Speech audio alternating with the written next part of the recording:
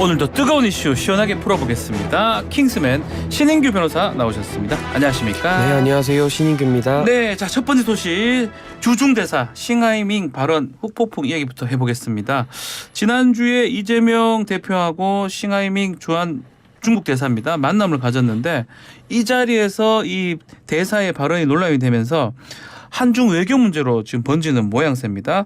앞서 우리 외교부가 이 대사를 초치를 하자 어제 중국 역시 우리 정재호 주중대사를 초치를 했네요. 예, 그 싱하이밍 대사의 발언 후에 이제 후폭풍이 만만치 않은데요.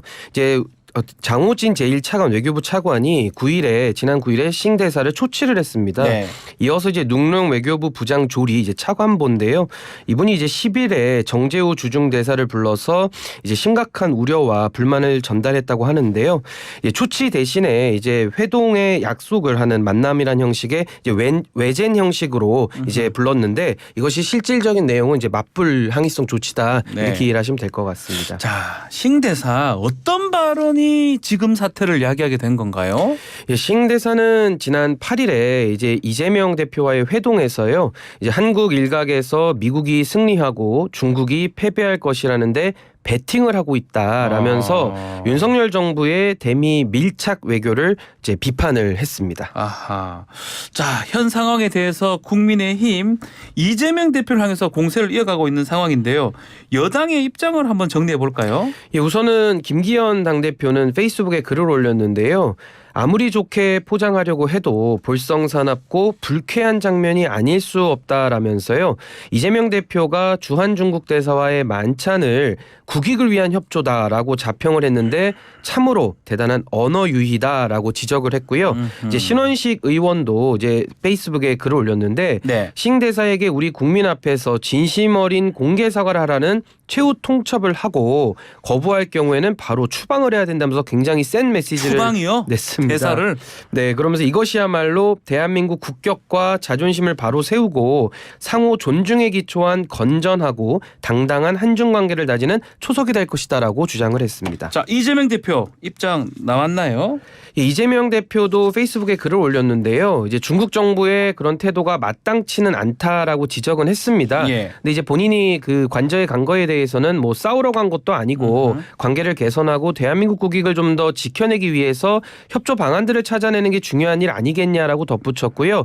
이제 입장을 밝힌 배경으로는 전현직 대학 교수들로 구성이 된 보수 성향의 교수 단체가 이재명 대표가 대중국 굴종 외교를 펼치고 있다라고 비판하면서 여론이 악화되자 이제 진화에 나선 것으로 보입니다. 자, 싱 대사 발언 후 폭풍 어떤 점을 시사한다고 봐야 될지 아마 외교적으로 또 정치적으로 의미하는 바가 많은 것 같습니다. 예, 아무래도 우리가 전통적으로는 이제 안미 경중이라고 해서 안보는 미국, 경제는 중국 이제 이런 식의 전통적인 그 외교적 전략이 있었고요.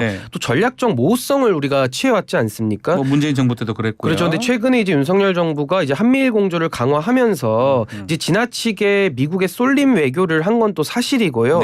이런 부분에 대해서 이제 중국이 이제 견제가 본격적으로 시작됐다라고 보고요. 가장 우려스러운 것은 중국과의 이제 경제 교역이 상당히 많은데 이런 경제적인 좀 보복 조치가 있지 않을까 이 부분은 좀 상당히 우려되는 상황입니다. 자, 어쩌다 보니까 국민의힘은 일본의 입장을 좀 대변하는 것 같고 민주당은 중국의 입장에 서서 대변하는 모양이 돼버렸어요.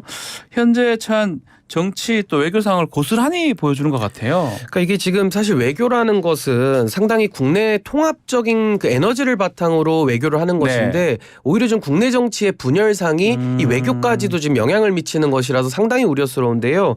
어떻게 보면은 여일야중 아니겠습니까? 여일야중입니다. 여당은 일본, 야당은 중국. 이런 식으로 완전히 진영이 나눠져서 뭐 한쪽에서는 중국 대사 만나고 또 한쪽에서는 일본 대사 만나고 있거든요. 전 이런 식의 국내 정치 분열이 외교에 악용되는 것은 전 상당히 이것은 문제가 있다. 저는 이렇게 봅니다. 자, 한편 오늘 대정부 질문 열리는데요. 외교안보 분야. 자, 싱 대사 발언 논란 다뤄질 것 같습니다. 막 국민의힘이 아마 집중적으로 공세를 펼칠 것으로 예상이 됩니다. 예, 아까 뭐 신원식 의원 같은 경우는 뭐 대사 추방 얘기까지 나왔는데요. 아무래도 국민의힘이 지금 후쿠시마 오염수 때문에 이 외교 문제에 있어서 상당히 좀 수세에 몰려 있지 않습니까? 그러던 상황에서 지금 이재명 대표의 그 중국 대사가 관저 방문을 이후에 지금 이제 싱 대사의 발언이 문제가 되고 있기 때문에 아마 국민의힘은 이 싱 대사의 발언을 문제 삼아서 상당히 강력하게 빠르게 반격에 나설 것으로 보입니다. 자, 대정부 질문 뭐 다뤄질 또 현안들이 있을까요?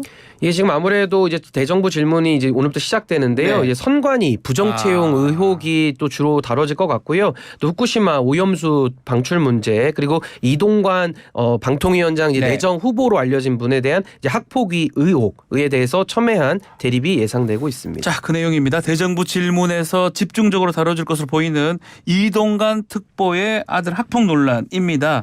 지난주 이 특보가 학폭 논란에 대해서 해명하긴 했는데 또 일각에서는 이거 거짓 해명 아니냐 이런 얘기가 나오는데 어떤 점이 문제인 건가요?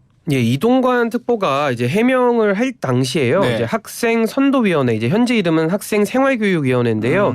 이제 선도위원회가 아들에 대한 그 결정을 했다라고 언급을 했는데 이와 다르게 이제 선도위가 열리지 않았던 것으로 확인이 되면서 네. 그 해명이 좀 거짓 아니냐 이런 논란이 있고요. 당시에 이제 어떤 공식적인 징계 절차를 거치지 않은 채 이제 아들이 스스로 학교를 옮기는 것으로서 당시 사태가 정지였던 것으로 보입니다. 자, 지금 상황을 보면 이 특보 해명하고 하나고가 밝힌 사실관계가 다르다는 건데, 자, 하나고가 밝힌 내용은 어떤 내용입니까? 예, 하나고는 이제 2012년에 이특보 아들 이 씨의 문제를 다루기 위한 선도위원회를 개최하지 않았다라고 답변을 했는데요. 예. 그 자료를 보면은 2012년 이특보 아들에 대한 학생 선도위원회가 개최된 사실 자체가 없고 이에 따른 이제 없기 때문에 네. 이에 따른 관련 자료도 없다 이런 식의 입장을 밝혔다고 합니다. 자, 이 특보 측에서는 해당 내용이 시의회 회의록과 언론 보도 등을 참고해서 입장문 낸 것이다 이렇게 재반박을 또 하고 있어요. 예, 2015년 8월에 열린 서울시 의회 하나고등학교 특혜 의혹 진상규명을 위한 행정사무조사 특별위원회에서는 선도위에 대한 언급이 있다는 언급입니다. 예. 실제 회의록에서는 당시 하나고등학교 교장이 상대방 학생들은 피해를 받았기 때문에 문제가 되었고 그래서 선도위에서 권고 전학을 하기로 했다라는 내용이 포함된 것으로 알려져 있어서 위에 입장과는 좀 배치되는 이런 상황입니다. 자, 결국 지금 이 특보 또 그리고 또 야당하고 진실 공방으로 이제 번지는 모양새인데, 자, 지금 이런 가운데 학폭 피해자 중에 한 명이 입장을 밝혔어요. 예, 11일에 그 한 학생이 이제 지금은 이제 이동관 전 특보 아들의 친구겠죠. 예. 이분이 이제 입장문을 냈는데요. 이제 A 씨라고 부르겠습니다. 이 A 씨는 가해 학생이라고 불리는 이제 친구 이 특보의 아들이죠. 네. 로부터 사과를 받고 1학년 1학기 때 이미 화해를 한 상황이었고 뒤에는 문제 없이 잘 지내고 있었다라고 말을 했고요. 그래서 A 씨가 이제 학폭 논란에 대해서 직접 입장을 밝힌 것은 이번이 처음입니다. 아하. 근데 그 A 씨에 따르면은 2011년 하나고 재학 시절에 이제 그 이동관 특보 아들과 다툰 직후에 화해를 했고 최근에도 만남을 가질 정도로 원만한 관계를 유지하고 있다고 밝히면서 최근에는 본인이 학폭 피해자로 간주되는 거에 대해서 매우 큰 스트레스를 받고 있다 이렇게 밝혔다고 합니다. 자, 이 사람 말에 따르면 이미 화해를 했고 지금도 잘 지내고 있는데, 자, 이런 취지인데 만약에 이 특보가 방통위원장으로 지명이 되면 인사청문회를 해야 되지 않겠습니까? 이 자리에 피해자 이 A 씨 나와서 진술할 가능성도 있는 건가요? 우선은 그 인사청문회법 8조를 네. 보면은 이제 증인들에 대해서 이게 소환을 할 수가 있습니다. 그래서 불러서 물어볼 수는 있게 돼 있는데요. 이 부분이 좀 개인의 명예와 신상에 관한 사안 아니겠습니까? 네.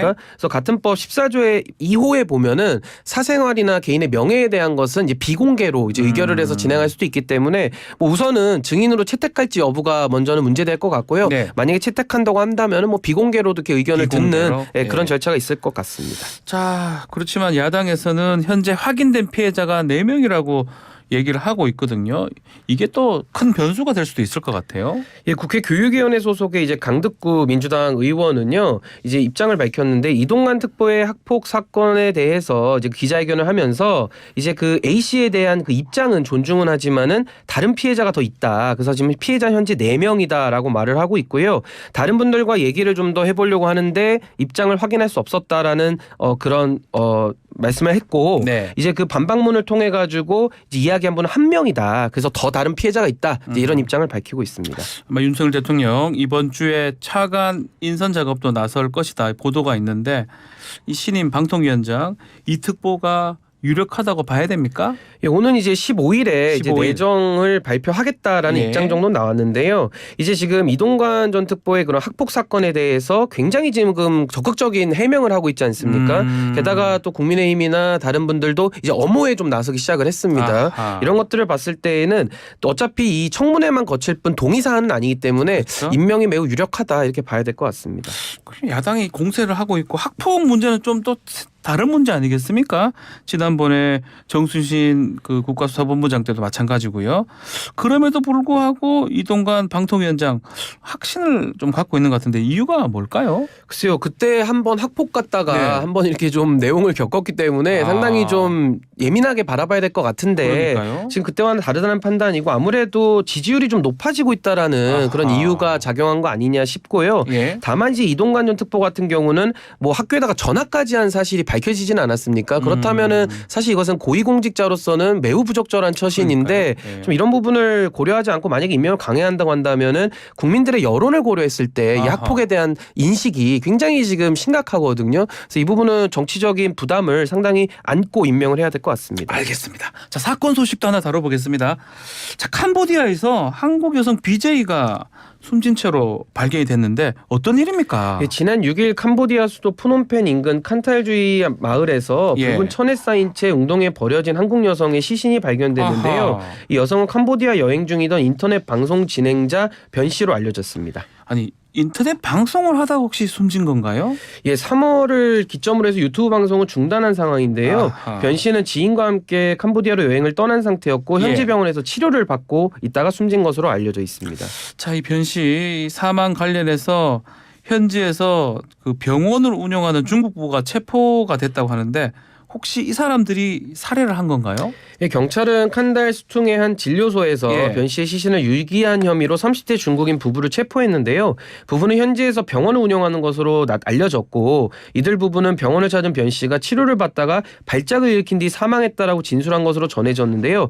경찰은 부부가 시신을 돗자리로 감싼 뒤에 자동차에 싣고 유기한 것으로 파악하고 있습니다. 자, 이 수사가 좀 더 필요할 것 같은데 좀 추측을 해본다면 어떤 상황으로 봐야 할지 모르겠어요. 예, 한국 경찰은 현지 경찰과 공조를 해서 부검 절차를 진행하면서 타살 가능성을 수사하고 있는데요.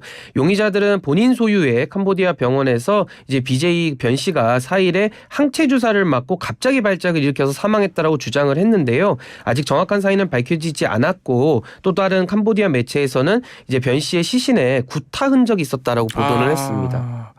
자, 그나저나 3달 전에 이 남긴 글이 있는데 그것 때문에 이번 죽음을 더 안타까워하는 그 사람이 있다면서요. 예, 그 지난 그 3월에 남긴 글을 보면은 네. 이제 BJ를 청산했다. 앞으로 일반인으로 살겠다라는 글을 남겼고요.